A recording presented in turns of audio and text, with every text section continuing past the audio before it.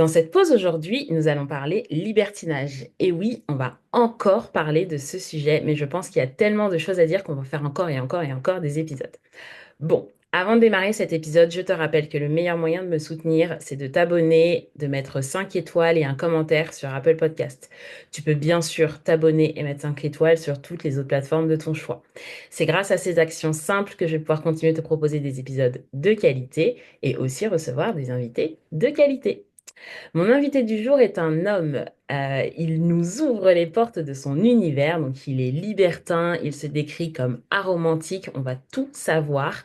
Il va nous parler de comment il est rentré dans ce monde du libertinage, monde dans lequel il pratique en tant qu'homme seul. Enfin, il va nous en dire plus, hein. Mais en tout cas, moi, j'aimerais bien avoir sa vision d'homme seul. J'ai fait pas mal d'épisodes où on parlait d'une vision de femme seule, où moi, je vous parlais un peu de ce que mes expériences et de ce que j'ai vécu. Donc là, on va avoir le pendant. Je suis ravie, vraiment très très heureuse de recevoir Jérémy. Il a aussi un podcast qui s'appelle Vie ma vie libertine. Donc vous pouvez le retrouver aussi sur toutes les plateformes. Et je lui souhaite la bienvenue. Salut Jérémy. Salut à toi. Comment vas-tu?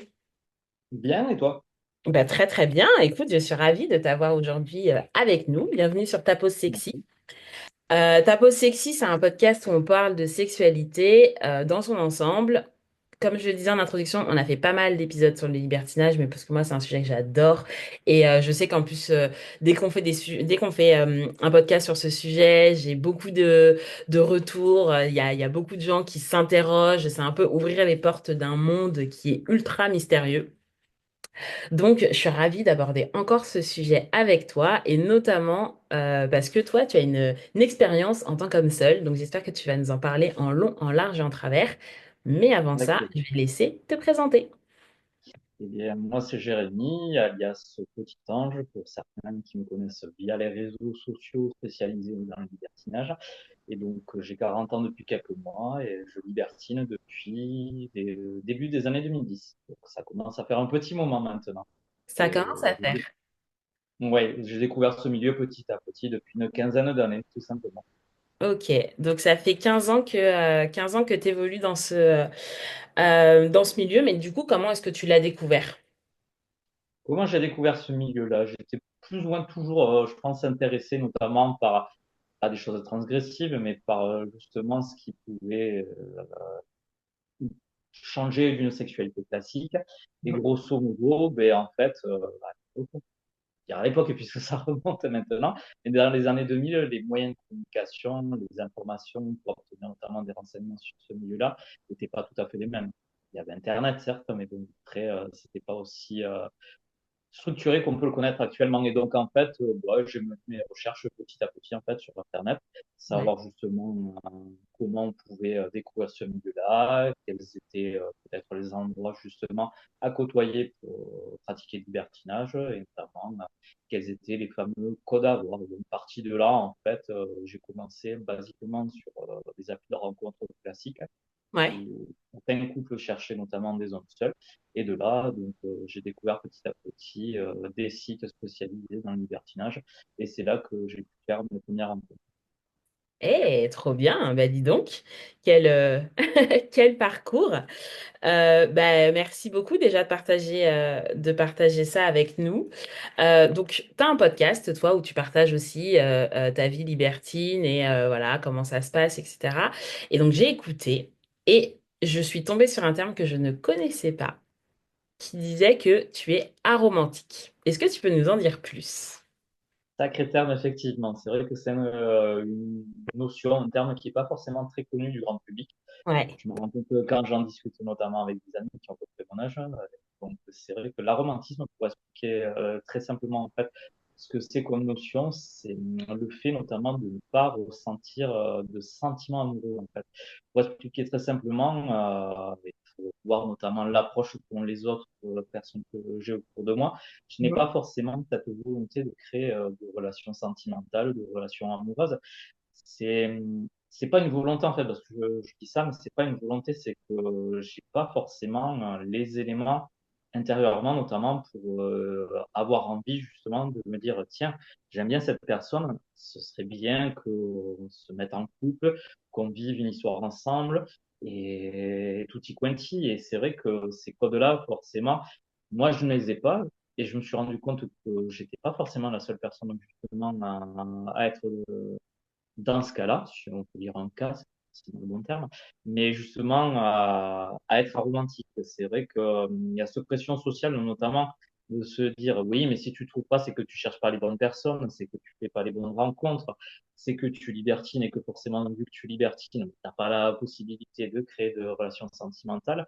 Et ce n'est pas ça, c'est pas ça. Pour moi, en fait, je sais pas comment l'expliquer plus profondément, mais c'est un ressenti que j'ai à l'intérieur de moi qui fait que je n'arrive pas à créer, à passer ce cap-là que beaucoup de gens arrivent à passer facilement. Et voilà, c'est pas une maladie, c'est pas un désagrément, mais voilà, ça fait partie de ma personnalité. Donc c'est vrai que c'est peut-être difficile à comprendre et je me rends compte notamment lorsqu'on discute avec des personnes qui ont mon âge, c'est vrai que les gens qui ont 40 ans, 35, 40 ans ont peut-être du mal à comprendre cette notion-là et elle est peut-être plus facilement perçue notamment par les jeunes générations. Et tant mieux.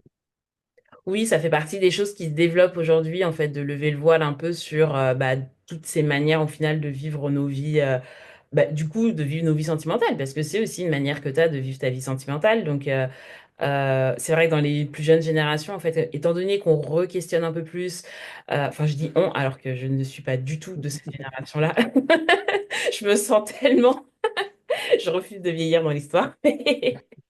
Mais, Non, mais c'est bien, tu te considères jeune, donc encore. ouais, ouais, ouais, je me sens encore beaucoup plus jeune que je ne le suis vraiment. C'est assez, c'est assez effarant, mais c'est pas grave. Mais en tout cas, c'est vrai qu'il y a beaucoup de déconstructions qui sont faites autour des, bah, des relations amoureuses et des relations aussi bah, sexuelles. Et du coup, c'est sûr qu'auprès des plus jeunes générations, ton discours va faire beaucoup plus sens que, c'est vrai que, je vais dire, du coup, dans notre génération, parce que je n'ai pas 40 ans, mais je suis pas très très loin, où en fait on a quand même grandi dans un certain diktat, que ce soit de la relation de couple ou même Mhm. justement, et on va y revenir, de la relation de couple exclusive, où il y a cette espèce de tabou autour de la sexualité et dont le libertinage fait partie de ces choses un peu bizarres que font certaines personnes. On ne sait pas trop pourquoi, on se dit qu'ils sont un peu bizarres et ou qu'ils sont complètement dégénérés. Donc, C'est pas faux. bah après, pour le coup, c'est un jugement. Moi, c'est pas forcément ce que je pense. Je pense que chacun fait comme, fait bien comme il veut. Mais c'est vrai que, en fait, quand on en parle, j'ai envie de dire au commun des mortels, à nos amis les moldus, il y a quelque chose de très mystique et de très bizarre autour du fait de pouvoir vivre une vie, où on va avoir des expériences sexuelles multiples. Et du coup, moi, la première question que ça m'a inspiré aussi, là, le côté aromantique, tu vois, tu en as parlé en expliquant un petit peu ce que c'était que l'aromantisme, mais comment ça a influé ta manière de vivre le libertinage, le fait d'être une personne aromantique? Si ça a eu une influence, bien sûr. Je suis pas certain que ça ait une influence importante dans ma vie de libertine. En fait, c'est plus peut-être par rapport notamment aux rencontres que je peux faire, et notamment des rencontres avec des Mhm. couples qui débutent ou qui ont une expérience libertine plutôt jeune, qui justement ne veulent pas rencontrer de personnes et donc seuls notamment qui pourraient, entre guillemets, tomber amoureux notamment de madame ou de monsieur, en fonction des goûts de chacun. Donc voilà, après, c'est surtout par rapport à ça. Et en fait, comme moi j'explique aux gens, c'est que moi, dans mon approche, le maître avec le romantisme, mais dans mon approche libertine, c'est que je suis plus un désir de créer des amitiés libertines, mais sans forcément après que derrière il y ait une histoire, il y ait des relations multiples, notamment des troupes, des choses de ce type-là, des relations libres. Mais pour moi, ça pose, en fait, pour moi, le romantisme et le libertinage sont compatibles et c'est pas forcément quelque chose d'ailleurs que j'évoque dans mes rencontres libertines. Mais après, voilà, pour l'expliquer aux gens, pour expliquer aux gens que j'ai pas forcément envie ensuite de créer une relation avec madame ou monsieur.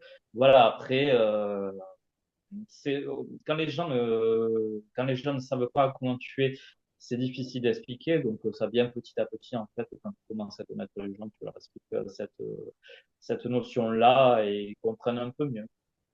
Ouais, et puis je me dis, tu vois, moi je pratique aussi en tant que femme seule, et je me dis, tu vois, si tu rencontres des femmes seules, t'es pas à l'abri de tomber sur des femmes qui vont se dire, ah bah tiens, ça pourrait, enfin moi je pourrais développer des sentiments pour cette personne, tu vois, autant Mhm. toi, je peux tout à fait le voir bah toi t'es aromantique, donc tu sais que tu vas pas développer des sentiments, mais en face, en fait, tu peux avoir des gens qui eux vont pouvoir développer des sentiments pour toi. Et c'est là où ça peut devenir peut-être un petit peu plus complexe au final.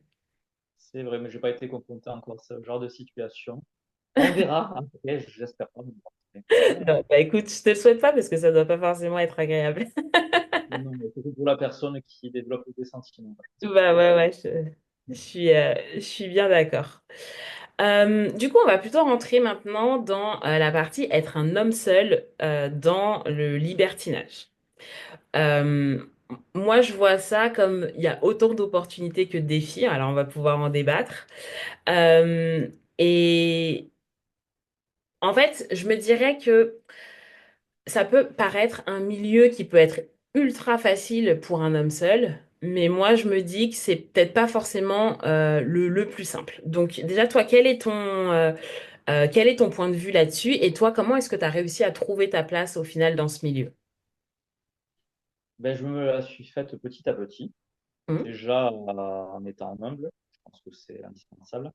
Et après, voilà, je pense que, comme je le disais en préambule, il faut se renseigner pour savoir comment ça fonctionne, le milieu libertin, comprendre les codes notamment. Donc déjà, il y a cette période-là qui est extrêmement importante au début, c'est de comprendre comment ça fonctionne notamment.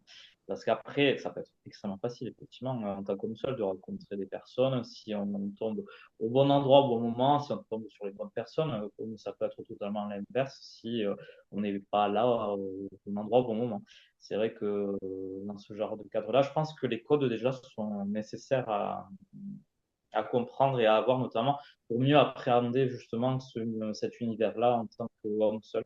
Et c'est vrai que moi, il y a eu une période notamment, donc pour expliquer très simplement, j'ai démarré par des rencontres privées. J'ai pas été directement dans un club ou dans son libertin. J'ai commencé par des rencontres privées.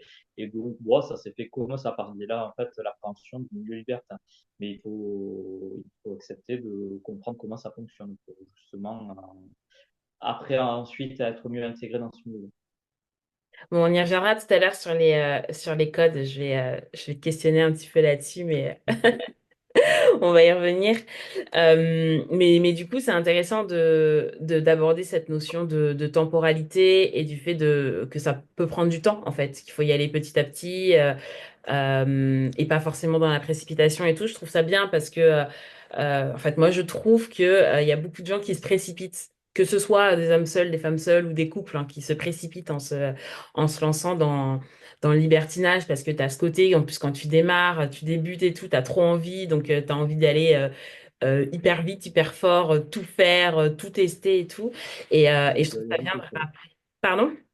C'est la curiosité, ça. Après, Ah ouais. forcément, après, quand on est libertin, on peut découvrir le libertinage, c'est forcément qu'on a une part de curiosité. Enfin, du moins, il faut quand même l'avoir.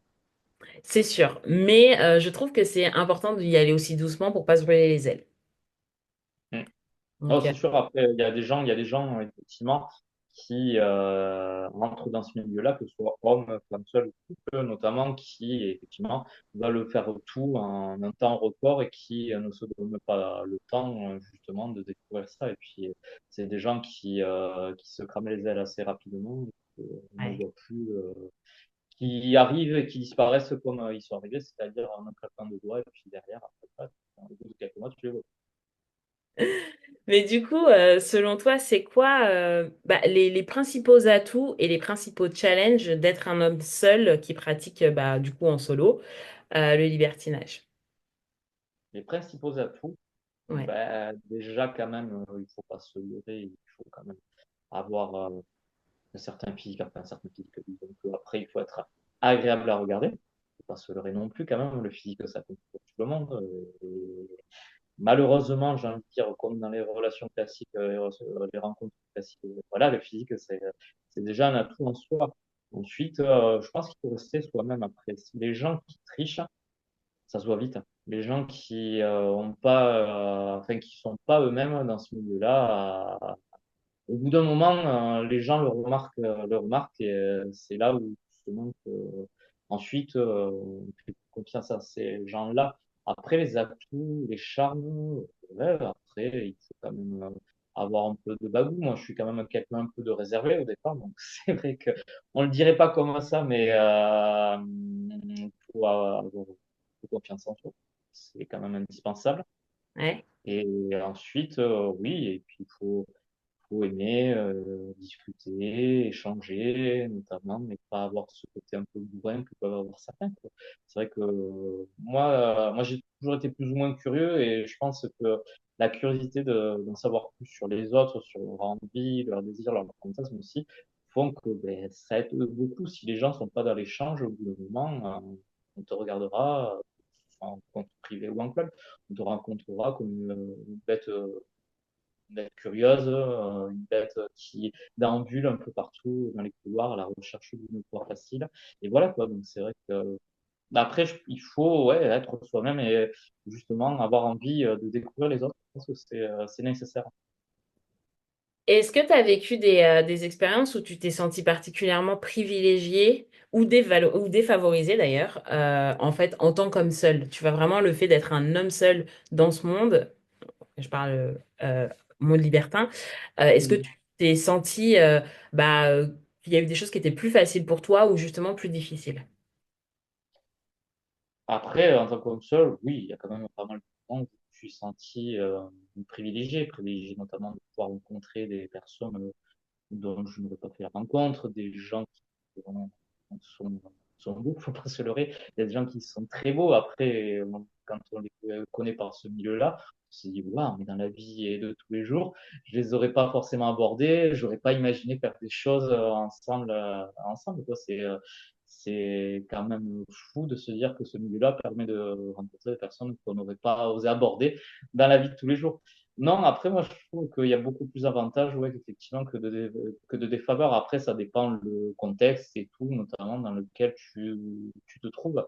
Après, en tant qu'homme seul, il y a beaucoup de pratiques, notamment, qui favorisent justement les hommes seuls. Après, c'est sûr et certain que si t'es pas forcément désiré aussi dans une soirée, que ce soit en privé ou en club, ça se sentira vite. Après, il faut pas se leurrer non plus. Si la personne, enfin, si l'homme seul est tout bien pourvu, ça aide aussi. Je vais pas parler de mon cas, mais bon, bref, voilà. Disons que c'est vrai que ça aide aussi, mine de rien, les regards se posent plus facilement sur toi quand la nature a fait en sorte que tu sois bien noté. Ça, après, il faut pas se leurrer. C'est vrai que pour les femmes aussi, quand elles ont de belles formes ou autres, c'est vrai que les regards se posent plus facilement sur ces femmes. Après, voilà, c'est des choses, enfin, malheureusement.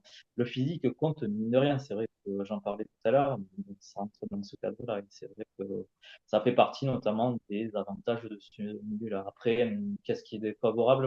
Vous voyez, comme je te disais, je pense que c'est des endroits, des lieux où t'es pas forcément attendu, où on n'attend pas forcément un homme seul, notamment, ou quelqu'un qui a pas forcément un gabarit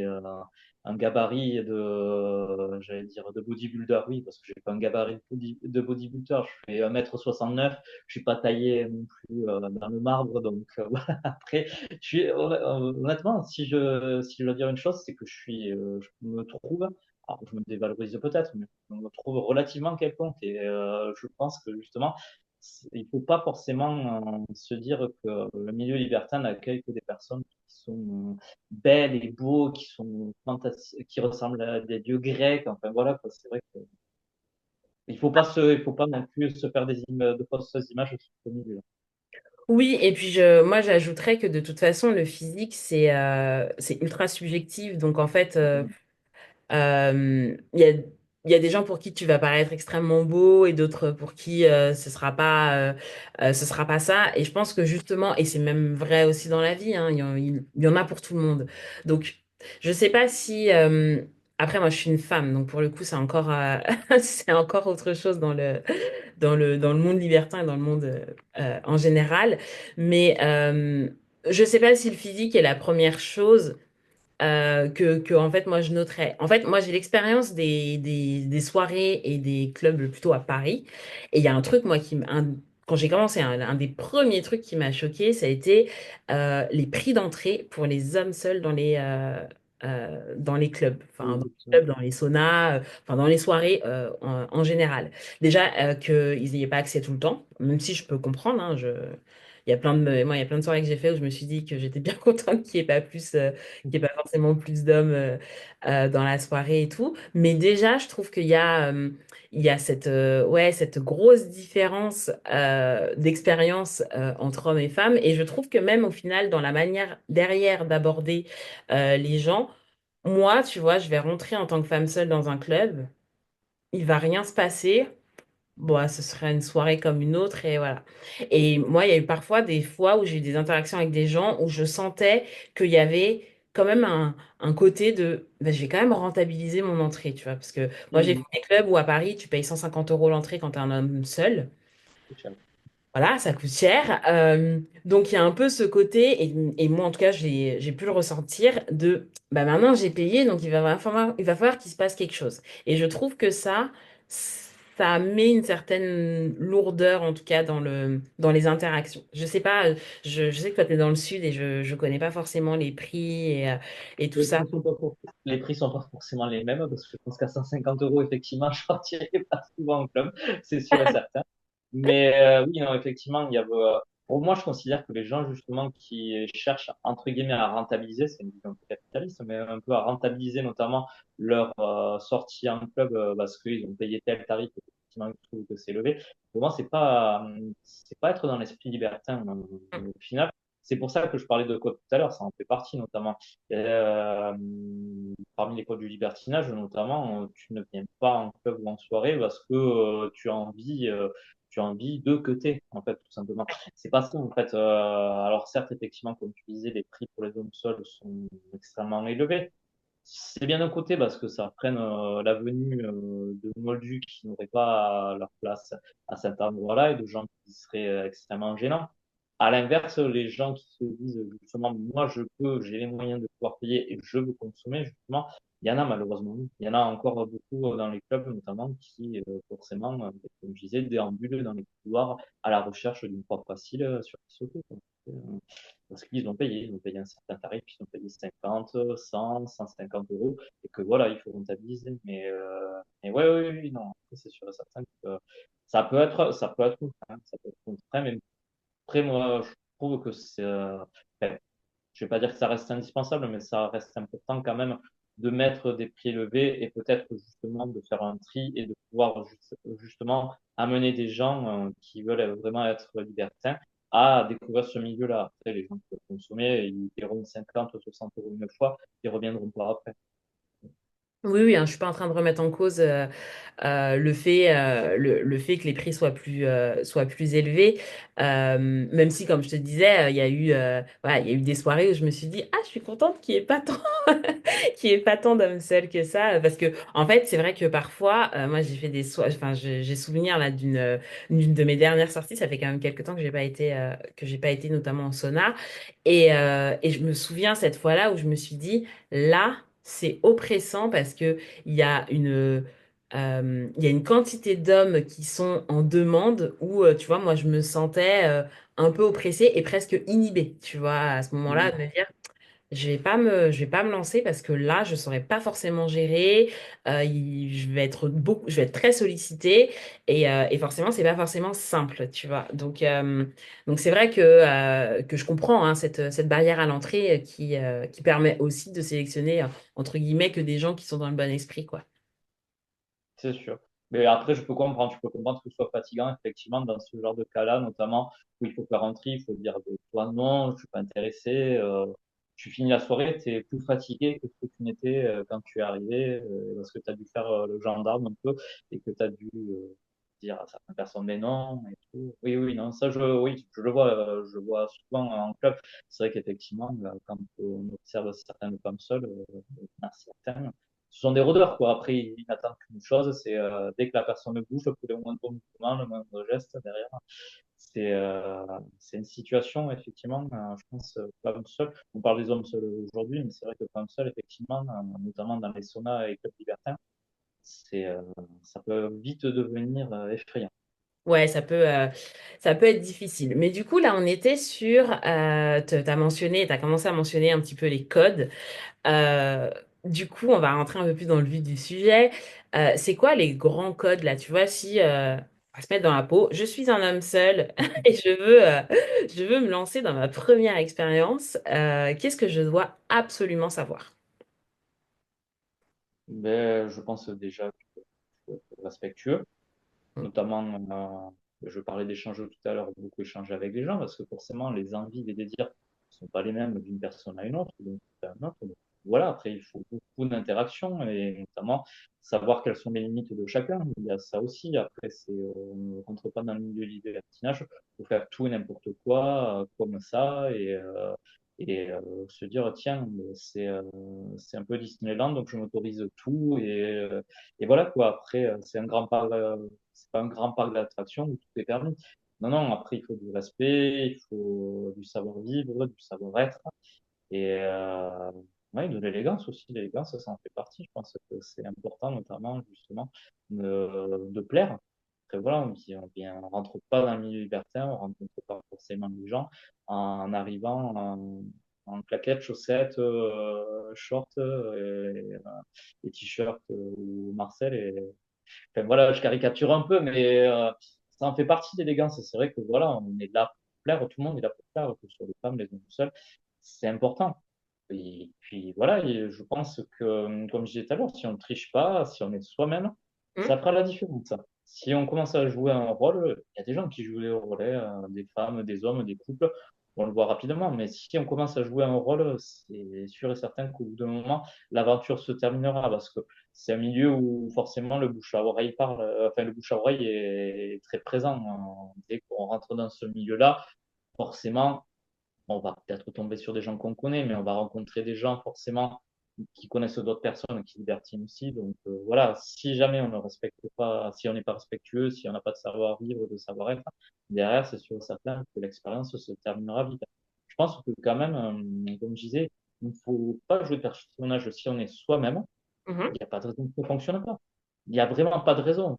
À moins de ressembler à Shrek, mais Shrek, encore, il paiera certaines personnes. Donc voilà. Après, j'exagère un peu en disant ça, mais oui, si on est soi-même, je pense que ça fait la différence.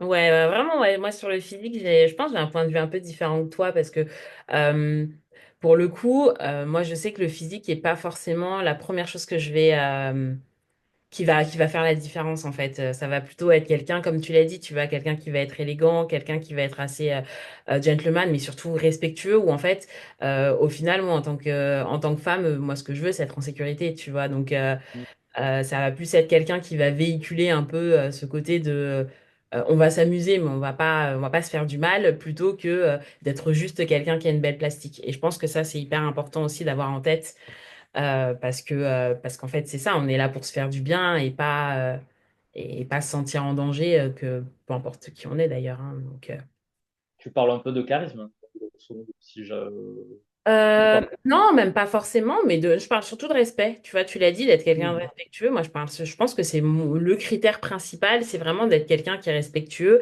Et en fait, le respect, tu le vois aussi dans la capacité à accueillir les non ou les pas maintenant ou tu vois aussi juste d'avoir ça aussi c'est quelque chose que tu as mentionné mais tu vois d'avoir quelqu'un qui va vraiment prendre le temps de discuter en fait de juste se dire bon bah j'ai pas qu'un morceau de viande devant moi hein, et quand je dis ça Mhm. que ce soit un homme une femme peu importe enfin tu vois mais juste être dans je vais être dans l'échange de tiens j'ai une personne en face de moi alors oui cette personne me plaît plus ou moins physiquement etc et j'aimerais bien qu'il se passe des choses et ça c'est encore voilà, c'est un plus, mais en fait, c'est déjà, j'ai une personne en face de moi.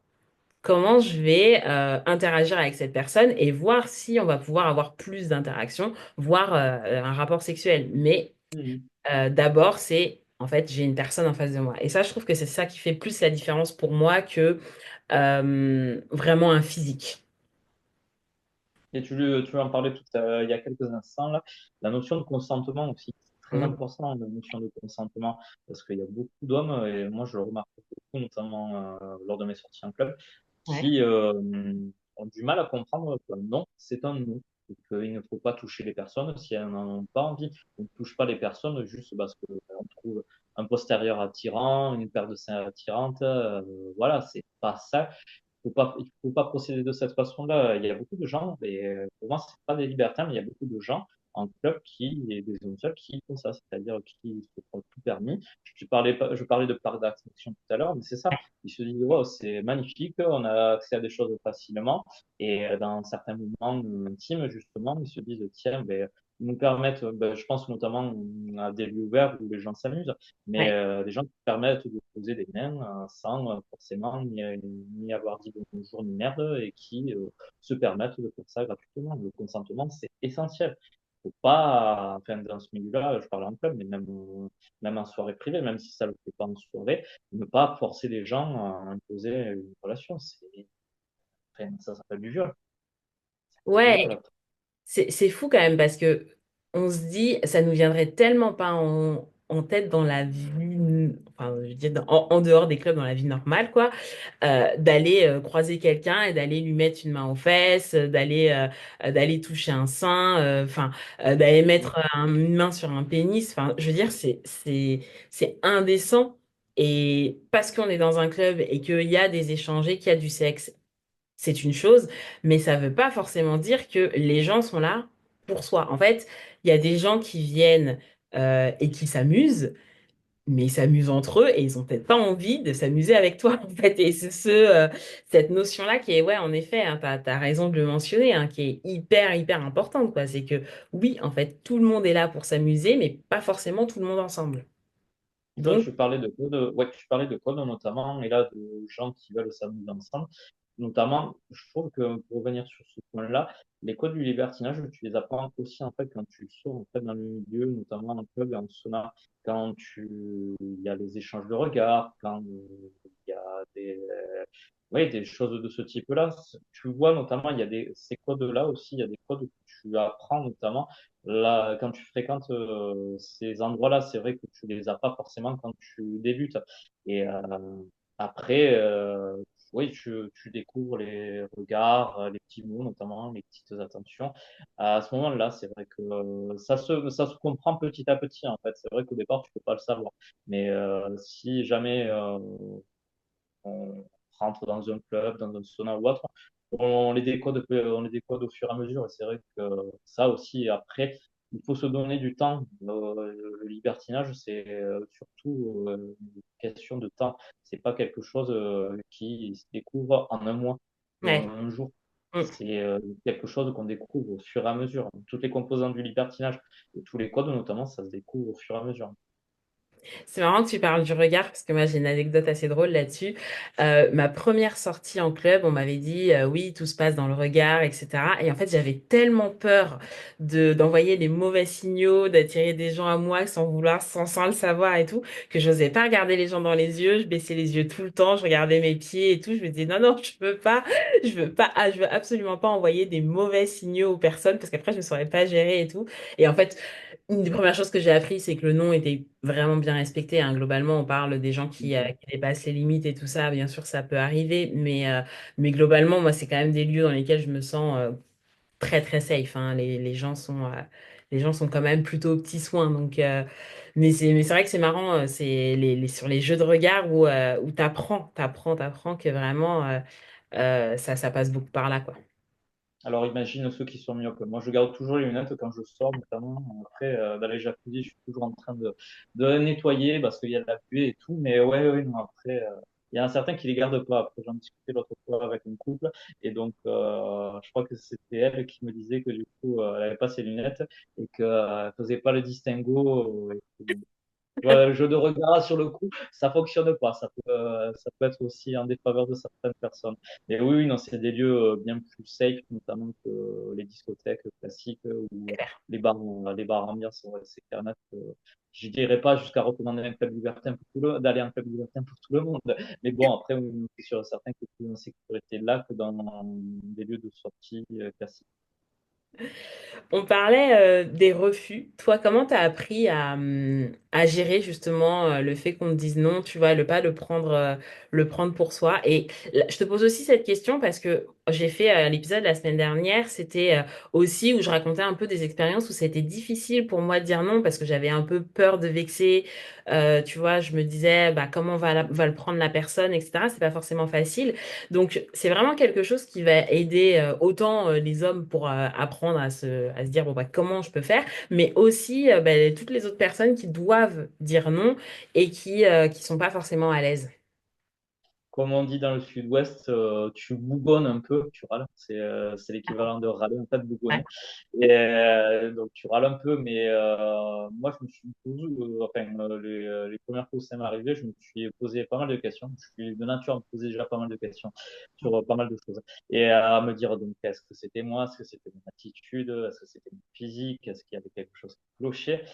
Et en fait, avec l'âge, tu apprends à prendre du recul sur les refus et à mieux les apprendre. Et parfois, c'est le contexte qui fait que ben, tu n'es pas désiré, c'est la situation, c'est pas le moment. C'est après voilà, comme je disais tout à l'heure, on n'est pas tous des bodybuilders, on n'est pas tous des grecs, donc forcément, on ne peut pas forcément tout le monde. On n'a pas forcément l'âge qui fait à tout le monde, parce qu'il y en a certains qui cherchent des personnes plus âgées, d'autres plus jeunes.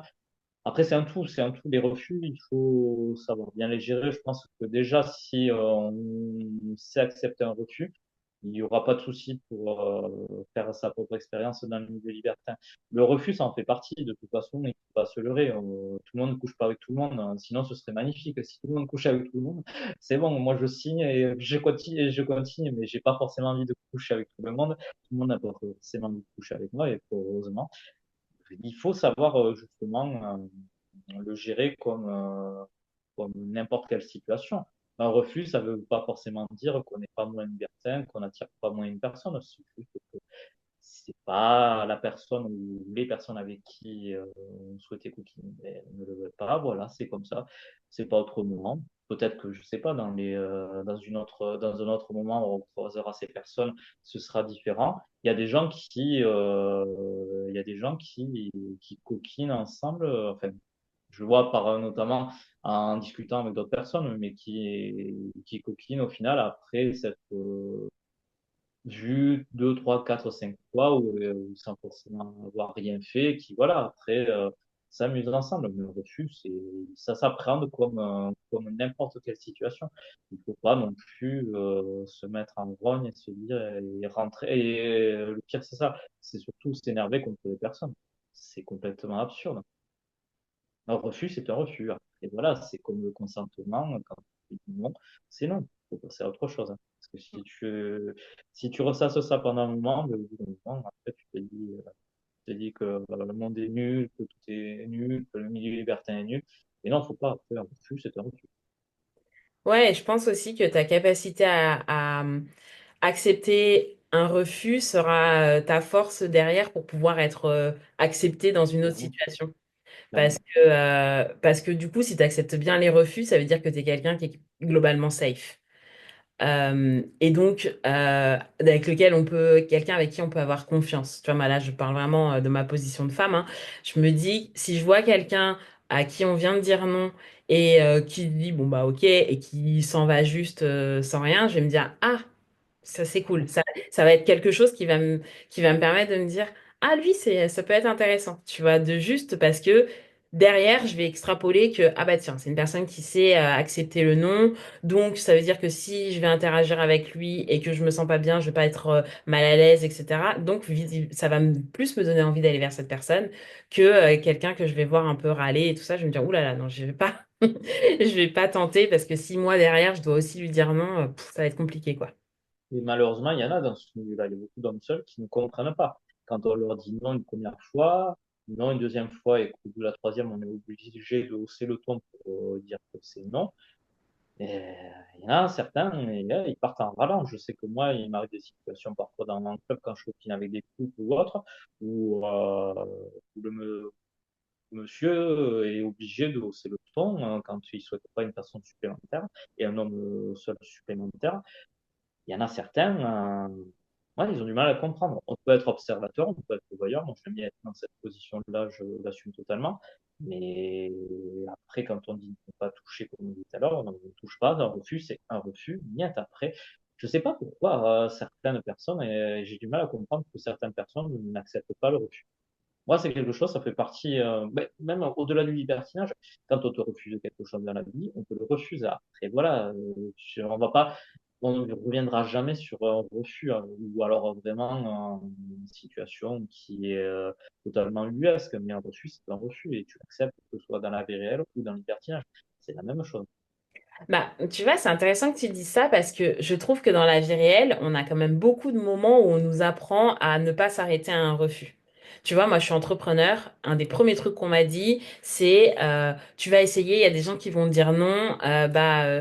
Si c'est pas par la porte, essaye de rentrer par la fenêtre. Si c'est pas par la fenêtre, essaye de passer par la cave, etc. Tu vois, où tu as vraiment ce truc où on te dit un non aujourd'hui, ça peut être un oui demain. Faut pas lâcher l'affaire. Tu vois, et tu as plein de domaines de vie où on dit faut pas s'arrêter au premier non, tu vois?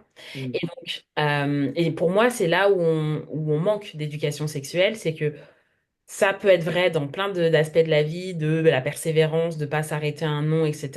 Dans le sexe, si c'est non, c'est terminé. Oui, c'est totalement différent.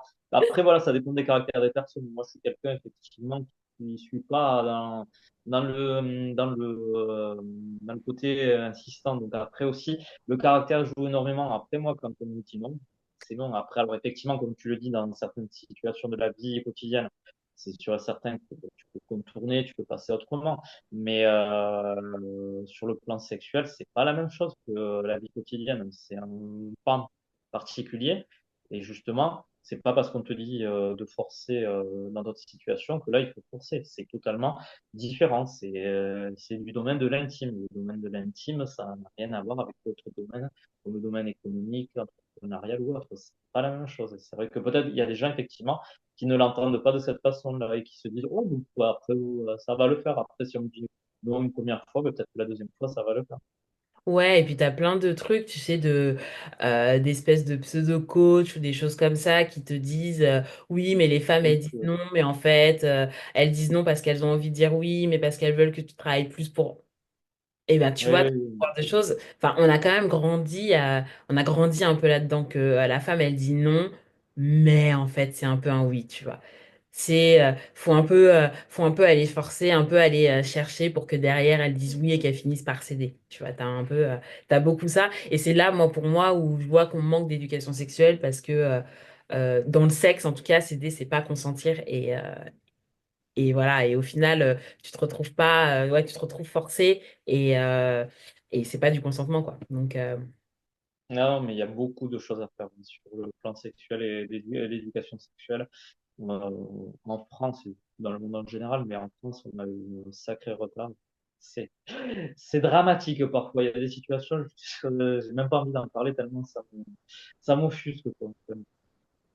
bon, alors on va parler de choses un peu plus heureuses. Du coup, ça fait 15 ans que tu es dans le milieu libertin, donc je suis sûre que tu as plein de petites anecdotes et des super souvenirs. Donc, si tu devais nous donner un de tes meilleurs souvenirs, vraiment une expérience qui t'a marqué de ce que tu as vécu, qu'est-ce que tu aurais envie de nous partager? Mais comme tu disais, ouais, effectivement, en 15 années de libertinage, j'en ai vécu des moments. J'ai vécu de bons moments, notamment des soirées dans un chalet dans les Pyrénées avec un couple qui organisait ouais, des soirées avec plusieurs personnes. Il y a un couple aussi que je fréquente depuis 3 ans maintenant qui organise des soirées du côté du Cap d'Agde. Donc, je vais fréquemment les voir. Mais après, c'est très bien ces soirées-là et je me régale à chaque fois. Si je devais garder un seul souvenir, ça fait partie du libertinage, oui, effectivement. C'est un couple que j'ai rencontré via, je crois, une application. C'était pas Wild à l'époque, mais je sais plus quel site c'était. Donc, grosso modo, en fait, j'ai beaucoup discuté avec le mari. Le mari, en fait, cherchait à ce que je joue avec sa femme, mais Ok. dans un cadre particulier. Donc, il voulait, en fait, qu'on se rencontre dans une zone industrielle en pleine nuit.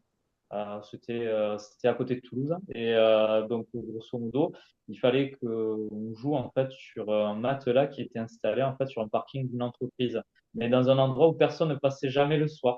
Ok. Donc, on a discuté pendant un moment et tout, et arrive le soir même. Donc, le soir même, je me pointe dans cette zone industrielle qui est un peu glauque, parce que bon, les zones industrielles, c'est pas forcément très joli et très accueillant. Donc, Ouais.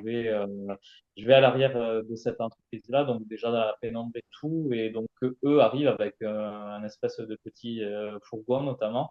Donc, lui commence à sortir un matelas et elle commence à se dévêtir ouais, elle commence à se dévêtir, à se mettre sur le matelas avec la route qui était pas très loin. La route, elle devait être à combien? Elle devait être, je pense, à 5-6 mètres. Donc, on Ah était oui. à portée de vue. Ouais, on était à portée de vue, notamment, de possibles automobilistes qui passent. Et donc, on s'est amusé là, notamment sur un matelas, un grand matelas, là, sur le parking d'une entreprise de je sais plus quoi, dans une zone industrielle. Bon, après, c'était très bien. Madame était à mon goût et tout. Mais quand j'y repense, c'est un exemple que je te donne pour te dire notamment le genre de situation qu'on peut vivre et que je peux vivre moi en fait personnellement dans le milieu libertin, c'est qu'on peut être confronté notamment à des situations classiques en club ou en sauna libertin, être invité à des soirées privées, que ce soit chez moi, chez les autres au CAP ou autre, ou être confronté à des situations comme ça, notamment en extérieur où tu rencontres des personnes, que ce soit comme ça dans une zone industrielle qu'est-ce que j'ai eu comme situation? J'ai eu des trucs sur une aire de repos, enfin, à la plage, enfin, des trucs comme ça. En fait, cet exemple, ça montre notamment toutes les situations auxquelles on peut être confronté, et pas négativement quand je dis confronté, c'est positivement, c'est qu'on peut être amené ouais, à vivre des expériences libertines qui sont totalement ouais, étonnante, exceptionnelle. C'est vrai que parfois, moi, alors, j'ai pas forcément de tabou sur le fait de dire que je suis libertin. Ouais. Je l'ai pas dit à mes parents, mais mes amis proches le savent et tout. Et parfois, quand je leur raconte notamment les situations que je vis, en fait, tout simplement dans le cadre du libertinage, ils me disent, mais putain, t'as des trucs. Ils me disent, tu pourrais écrire un roman.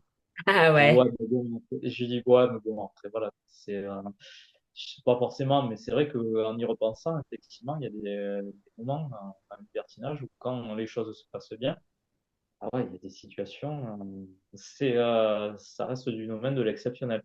Et là, notamment, cet exemple-là, ouais, dans une zone industrielle perdue au milieu de nulle part avec un couple avec qui tu joues sur ma classe, sur un parking d'une zone industrielle, quand j'y repense, je me dis sans déconner, il y aurait eu des gendarmes qui seraient passés à proximité. Je me voyais mal dire à quelqu'un, viens me récupérer, du coup, je suis en garde à vue à la gendarmerie de machin, parce que je me suis fait pesquer à tel endroit et que j'étais en train de m'amuser avec un couple. Ouais, parfois j'y pensais quand je suis confronté à des situations comme ça, je me dis waouh, je me dis comment ça pourrait se passer si jamais tu as les forces de l'ordre qui arrivent là, tu t'expliques les choses comment. Bah justement, Et, tes amis qui veulent que tu écrives un livre et tout, c'est eux que tu devras appeler dans ces situations-là. C'est ouais, mais très compliqué. je sais pas après en tant que femme seule ce que tu en penses, mais en tant qu'homme seul, tu peux être souvent confronté à enfin, tu peux souvent vivre des situations de cette sorte-là. Alors oui, il y a plein de plans qui te sont proposés et tout. Après, je t'avoue qu'en tant que femme seule, moi, il y a quand même des choses sur lesquelles, tu vois, je dirais pas, je ne dirais pas oui, tu vois, j'irais pas rencontrer deux hommes sur une zone industrielle, enfin même un, Oui, deux, un, peu importe, hein. Euh, sur une zone industrielle comme ça, parce que il y a toujours cet aspect de sécurité qui revient et qui fait que, tu vois, je vais prendre des précautions. Euh, mhm. alors moi aussi, hein, mes copines, elles sont hyper admiratives et j'ai un million d'histoires et que et moi aussi, elles aimeraient bien que j'écrive un livre et donc j'ai un podcast. Mais, mais oui, oui, moi aussi, bien sûr, j'ai plein de situations, d'invitations, de trucs que normalement tu vis pas et puis, enfin, que normalement tu vis pas. En fait, on s'interdit de vivre, hein, quelque part. C'est tout ça. Ouais. C'est surtout Et en ça. plus, et en plus, pour une femme seule, oui, c'est le genre de situation. Je le vois notamment, enfin, pour revenir sur White, parce que White, c'est la plus grosse application, mais il y a des fois des lives, des vidéos, notamment en direct, de personnes et de femmes seules dans des endroits où tu te dis, il faut vraiment être vraiment en confiance pour se dire qu'il va rien se passer par rapport à des situations qu'elle propose. Quoi. C'est vrai qu'il y a des gens, mais ouais, on sait pas, il y a des gens, ils peuvent péter un plomb, commettre l'irréparable.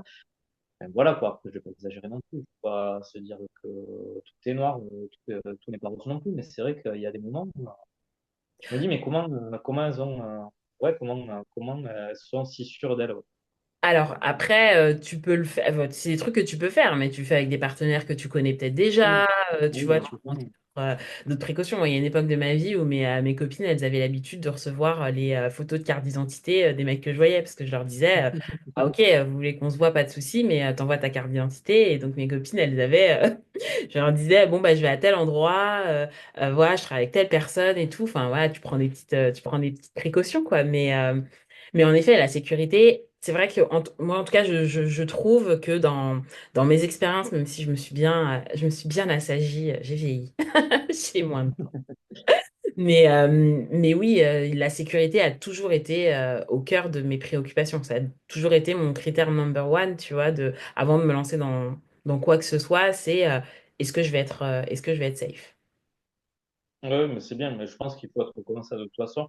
En tant qu'homme seul, c'est vrai qu'on ne le fait pas tellement, mais il y a des situations parfois qui nous amènent à réfléchir. Hein. Moi, j'étais confronté à des situations où je me suis dit, mais où est-ce que j'ai atterri? Je suis Ouais, pas resté extrêmement longtemps, mais pour te raconter une anecdote, on parle du plus beau souvenir libertin, mais moi j'étais confronté notamment à un couple qui m'a tendu un guet-apens à la suite d'une discussion.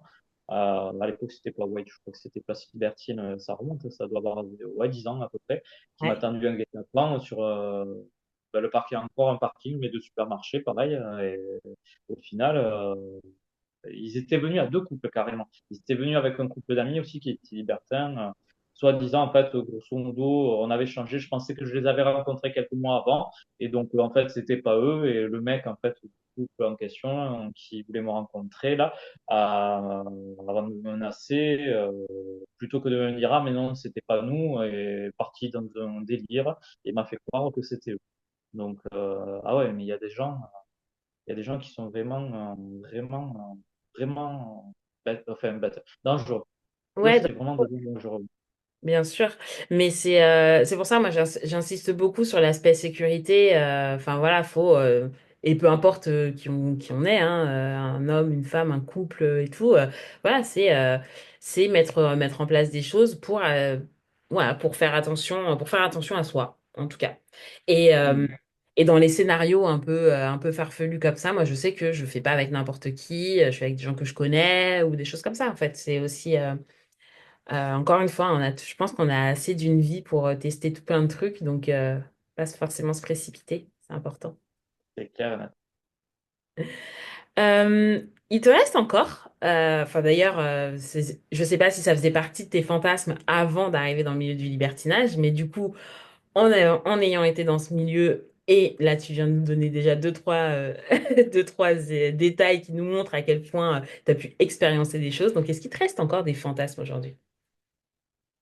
Est-ce qu'il me reste des fantasmes? Ce serait plus des fantasmes de lieux, ouais, des lieux, plus autre chose en termes de pratique.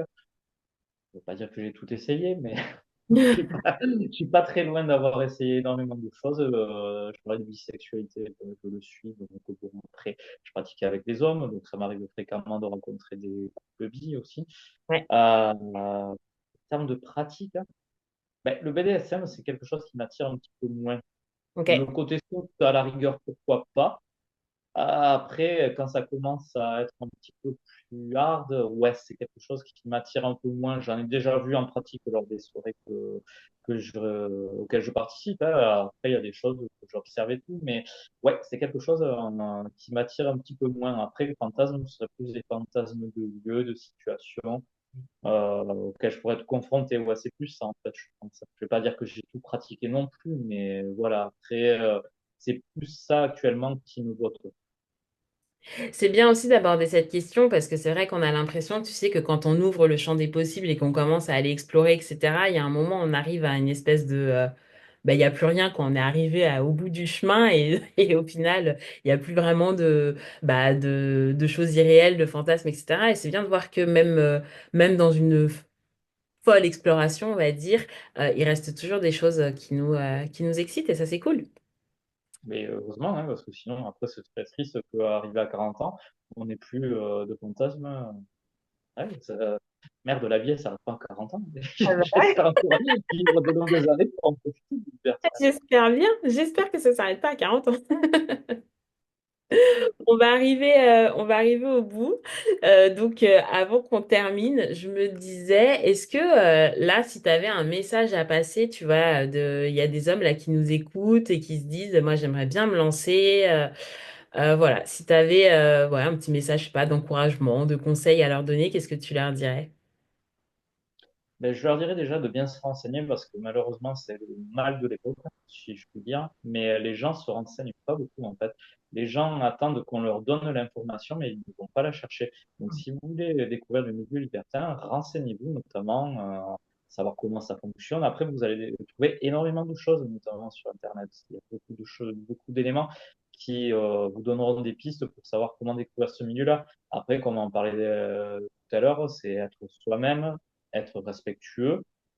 Après, si on est timide ou réservé, ne pas hésiter à faire le premier pas, notamment, je sais que moi, j'en discute avec quelques personnes sur Wild, notamment, des hommes seuls qui ont peur d'aller en un club ou en sauna tout seul. Je leur dis, mais vous n'allez pas vous faire manger, hein, après. Quand vous allez rentrer, il y a pas un loup-garou qui va vous dévorer et tout. Hein. Non, après, voilà, être soi-même, et même si on est réservé ou timide, observer notamment, voir comment ça se passe. Voilà, prendre le temps, c'est des choses qui me semblent indispensables, mais surtout ne pas se précipiter, ne pas se dire, tiens, je vais rentrer dans le milieu du libertinage et dès que ma première sortie dans le milieu du libertinage, je vais faire un gangbang. Qui a fait un gangbang lors de sa première sortie dans le milieu libertin? Personne, ça se passe pas comme ça. Ah, ça se passe pas comme ça. Après, c'est bien de fantasmer certaines choses. Mais voilà, après, il faut savoir prendre le temps, savoir où est-ce qu'on va, savoir ce que l'on veut, notamment, être respectueux et être soi-même. Après, si on est soi-même et que on a un peu de conversation et qu'on sait dire plus que bonjour, ça va, et ça fera la différence. Je pense que après, ce sera un un long cheminement dans ce milieu-là pour vous. Et je vous le souhaite. Ouais, je trouve ça hyper bien ce que tu dis. J'ai presque aussi envie de rajouter, parce que là, c'est une question qu'on m'a posée cette semaine sur Instagram. C'est un homme qui allait vivre ses premières expériences, qui allait sortir pour la première fois, et qui me disait, est-ce que ça sera pas trop bizarre si je dis que j'ai pas forcément envie de pratiquer des pénétrations? Je me suis dit, bah, c'est fou qu'on discute de ça, mais en fait, bah, t'as le droit, quoi, en fait. Mhm, totalement. Même si vous êtes un homme, vous avez le droit de rentrer dans un club, dans un sauna, etc., de ne rien faire, de juste regarder, observer et rentrer chez vous, hein. Il n'y a pas une obligation de bonjour, vous êtes rentré, vous avez un pénis, maintenant il va falloir l'utiliser. Bah non, en fait, enfin, c'est vrai pour tout le monde, en fait, pour tout le monde, qu'on soit un couple, une femme, un homme, peu importe ce qu'on a dans nos culottes, on a tout à fait le droit de ne rien faire ou de faire qu'à moitié ou enfin voilà, c'est vrai pour tout le Oui, monde.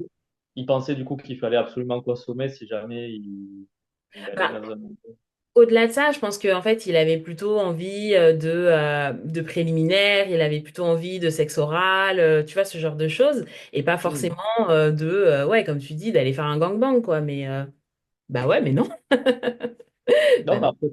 mais après, si cette personne-là échange avec d'autres personnes, justement, elle sera amenée à expliquer sa situation, ce qu'elle souhaite, ce qu'elle a comme envie. Et après, normalement, si elle tombe sur des personnes normalement constituées, qui sont libertines, a priori, ça devrait le faire. Ouais, et puis moi, ça me fait juste penser que le consentement, c'est pour tout le monde, et donc Ah aussi, oui, oui, oui, non, c'est c'est clair. aussi, ouais, ça existe aussi pour vous. Bah, en tout cas, merci beaucoup, Jérémy. Merci beaucoup pour ta Également. générosité, pour avoir répondu à mes questions, d'avoir papoté avec moi. Ça me fait très plaisir. J'ai passé un super moment. Également. Si les gens veulent en découvrir plus sur toi, où est-ce que je les renvoie? Alors, si les gens veulent en découvrir plus sur moi ou même s'ils veulent échanger un peu, après, il n'y a pas de souci. Donc, via la page Instagram de Vie ma vie libertine. Donc, il y a toujours les podcasts disponibles Vie ma vie libertine sur Spotify et Deezer. Et après, ben, s'ils sont déjà inscrits sur Wild, ils peuvent m'envoyer un petit message à Petit Ange 81 80. Attends, tu m'as dit petit. Tu sais quoi, tu m'enverras et puis je mettrai tout ça dans la description de l'épisode, comme ça, si les gens veulent te contacter, ils sauront où aller. Pas de souci. Trop bien. Bah écoute, merci beaucoup. Merci pour ton temps Mais de rien. et puis à bientôt. Merci, à bientôt.